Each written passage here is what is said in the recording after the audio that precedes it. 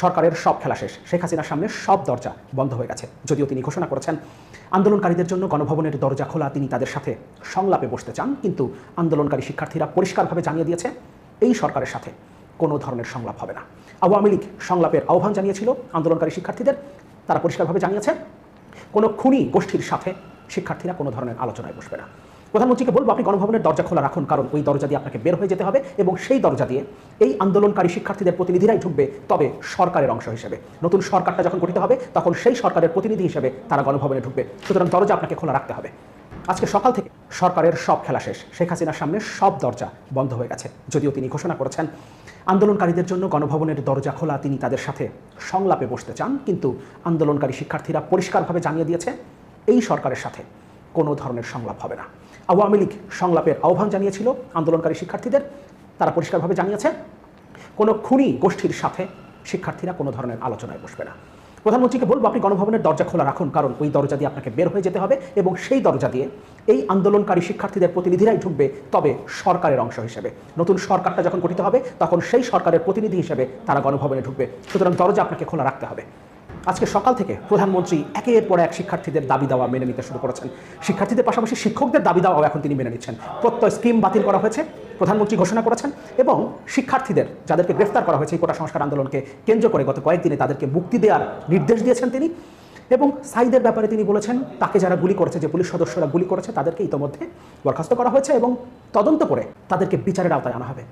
এখন একের পর এক শিক্ষার্থীদের দাবি দেওয়া সরকার মেনে নিতে শুরু করেছে, কিন্তু শিক্ষার্থী প্রতিনিধিরা পরিষ্কারভাবে জানিয়ে দিয়েছেন, বৈষম্যবিরোধী ছাত্র আন্দোলনের সমন্বয়করা, এখন আর 9 দফা দাবি মেনে নেবার সময়ও নেই। অর্থাৎ প্রধানমন্ত্রী যদি এখন এই হত্যার দায় স্বীকার করে প্রকাশ্যে ক্ষমাও চান, তাহলেও শিক্ষার্থীরা আর ঘরে ফিরে যাবে না। এখন দফা একটাই, ছাত্র জনতার একটাই দফা, শেখ হাসিনার পদত্যাগ। এই সরকারের পতন না হওয়া পর্যন্ত শিক্ষার্থীরা ঘরে ফিরে যাবে না। 9 দফা দাবি যদি সরকার মেনেও নেয়, তারপরও এই আন্দোলন থামবে না, সেই ঘোষণাটা সমন্বয়করা ইতিমধ্যে দিয়ে দিয়েছেন। আজকে সারাদিনে সকাল থেকে সন্ধ্যা পর্যন্ত সারাদিন পুরো বাংলাদেশ আন্দোলনকারীদের দখলে ছিল। শিক্ষার্থীদের পাশাপাশি সকল শ্রেণী পেশার মানুষ, সাধারণ জনগণ, এমন কেউ নেই এই আন্দোলনে শরিক হননি, এবং তাদের দখলে ছিল পুরো বাংলাদেশ। শহীদ মিনারের পরিস্থিতি আমরা নিশ্চয়ই জানি। ইনফ্যাক্ট আমি নিজেও সশরীরে সেখানে উপস্থিত ছিলাম, আমি দেখেছি সেখানকার পরিস্থিতি, ঢাকার অন্যান্য জায়গার পরিস্থিতিও দেখেছি। সায়েন্স ল্যাব শিক্ষার্থীদের দখলে ছিল, সেখানে আইনশৃঙ্খলা রক্ষাকারী বাহিনীর সদস্যরা ছিলেন, কিন্তু তারা পাশে বসেছিলেন। উত্তরাতে যেখানে আওয়ামী লীগের ক্যাডাররা গতকাল গুলি চালিয়েছিল, সেখানে শিক্ষার্থীরা দখলে রেখেছিলেন রাজপথ।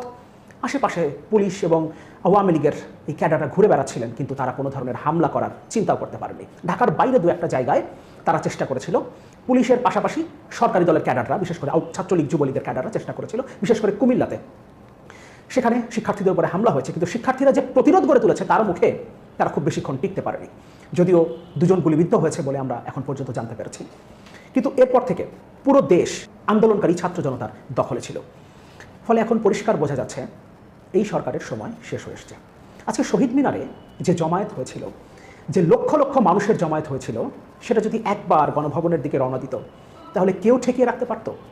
আজকে শান্তিনগরের পরিস্থিতি নিয়ে একটা রিপোর্ট দেখেছি, সেখানে পুরো রাজপথ শিক্ষার্থী এবং তাদের অভিভাবকদের দখলে, কিন্তু আশেপাশে কোনো আইনশৃঙ্খলা রক্ষাকারী বাহিনীর সদস্য নেই। এমনকি গণমাধ্যমে রিপোর্ট হয়েছে ট্রাফিক পুলিশ পর্যন্ত ডিউটি করতে ভয় পাচ্ছে, এবং বেশিরভাগ জায়গায় ট্রাফিক বক্সগুলোতে ট্রাফিক পুলিশ নেই, কারণ তারা আশঙ্কায় আছে তাদের উপরে আক্রমণ কখন হয়ে যায়। কিন্তু শিক্ষার্থীরা হিংসাপরায়ণ না, তারা প্রতিহিংসা পরায়ণ হয়ে পুলিশের উপরে কিংবা অন্যান্য আইনশৃঙ্খলা রক্ষাকারী বাহিনীর উপরে হামলা চালাবে না। এটার নিশ্চয়তা আমরা পাই, কারণ সায়েন্স ল্যাবে যখন সকাল থেকে শিক্ষার্থীরা রাজপথ দখল করে রেখেছিল, তখন আশেপাশে আইনশৃঙ্খলা রক্ষাকারী বাহিনীর সদস্যরাও ছিল এবং তারা ডিউটি করছিল। ফলে দুপুর হবার পর যখন শিক্ষার্থীরা কিছু বিস্কিট পানি নিয়ে এসছে নিজেদের খাবার জন্য, তখন সেটা তারা পুলিশের সাথে ভাগ করে নিয়েছে।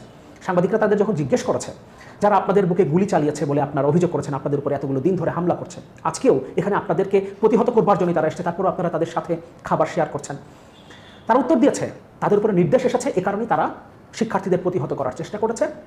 এখানে তাদের কোনো দোষ নেই, এবং তারা আমাদের অধিকাংশই আমাদের বাবার বয়সী, সুতরাং বাবাকে রেখে সন্তানরা খেতে পারে না। এ কারণেই আমরা যতটুকু খাবার অ্যারেঞ্জ করতে পেরেছি সেখান থেকে আমরা পুলিশের সাথে শেয়ার করেছি। এটাই বাংলাদেশ এবং এটা নতুন বাংলাদেশ। সুতরাং প্রতিহিংসা পরায়ণ হয়ে এই আন্দোলনকারী শিক্ষার্থীরা কারো উপরে হামলা করবে না, এই আন্দোলনকারী শিক্ষার্থীরা মেট্রো স্টেশনও ভাঙচুর করবে না, সেতু ভবনেও তারা আগুন দেওয়ার মানুষ নন। সুতরাং আমাদের বুঝতে হবে এই কাজগুলো আসলে কারা করেছে।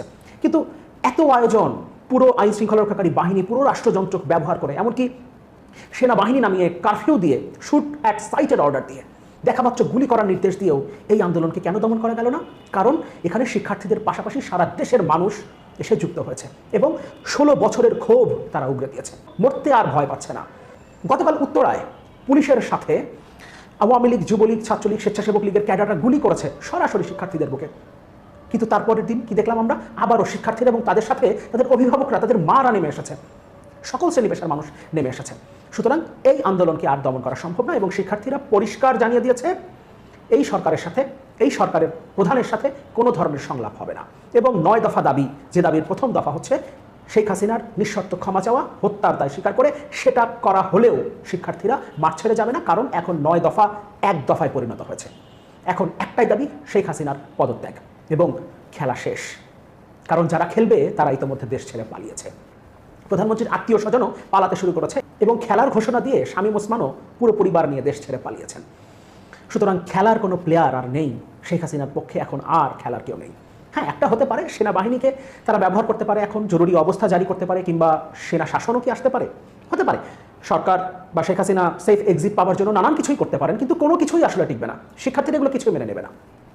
জনগণের প্রতিনিধির হাতে ক্ষমতা হস্তান্তর করতে হবে এবং সেখানে অবশ্যই এই বৈষম্য বিরোধী ছাত্র আন্দোলন তথা শিক্ষার্থীদের, আন্দোলনকারীদের প্রতিনিধি থাকতে হবে এমন একটা সরকার গঠন করে, যেখানে রাজনীতিবিদ, সিভিল সোসাইটির সদস্য, শিক্ষক, বুদ্ধিজীবী যারা আছেন, বিশেষ করে এই আন্দোলনে যারা সম্পৃক্ত ছিলেন এবং এতগুলো বছর ধরে, এই 16 বছর ধরে যারা এই স্বৈরাচারের বিরুদ্ধে লড়াই করেছেন, তাদের প্রতিনিধিদের নিয়ে এবং অবশ্যই এই আন্দোলনকারী শিক্ষার্থীদের প্রতিনিধিদের নিয়ে একটা অন্তর্বর্তীকালীন সরকার গঠন করতে হবে এবং সেই সরকারের হাতে ক্ষমতা ছেড়ে দিয়ে আপনাকে যেতে হবে। অন্যথায় আজকে যে জমায়েতটা হয়েছিল শহীদ মিনারে, আজকে যে জমায়েতটা হয়েছিল সায়েন্স ল্যাবে কিংবা শান্তিনগরে কিংবা উত্তরায়, পুরো দেশে আজকে যে জমায়েতটা হয়েছিল, এখানকার একটা জমায়েত, কোনো একটা জমায়েত যদি গণভবনের উদ্দেশ্যে রওনা করে, তাহলে শ্রীলঙ্কার পরিস্থিতির কথা আপনারা একটু স্মরণ রাখবেন। কি পরিস্থিতি হয়েছিল, কিভাবে পালাতে হয়েছে এবং সরকারের মন্ত্রীদের কি অবস্থা হয়েছিল, কিভাবে দিগম্বর হয়ে ছুটতে হয়েছে, সেগুলো একটু মাথায় রাখবেন। সুতরাং এখনো সময় আছে, সত্যিকারের জনগণের প্রতিনিধিদের হাতে ক্ষমতা হস্তান্তর করুন এবং সেটা আবার যদি কোনো জরুরি অবস্থা কিংবা সেনা শাসন এ ধরনের কোনো পায়তারা করবার চেষ্টা করেন, শিক্ষার্থীরা কিন্তু সেটা মেনে নেবে না। আবারও নতুন করে কোনো রক্তক্ষয়ী সংগ্রামের দিকে দেশকে ঠেলে দেবেন না। এখনো সময় আছে, পদত্যাগ করুন। শিক্ষার্থীদের, আন্দোলনকারীদের, দেশের জনগণের পালস এতদিন বুঝতে পারেননি, 16 বছর বুঝতে পারেননি, অন্তত এবার বোঝার চেষ্টা করুন নিজেদের স্বার্থেই।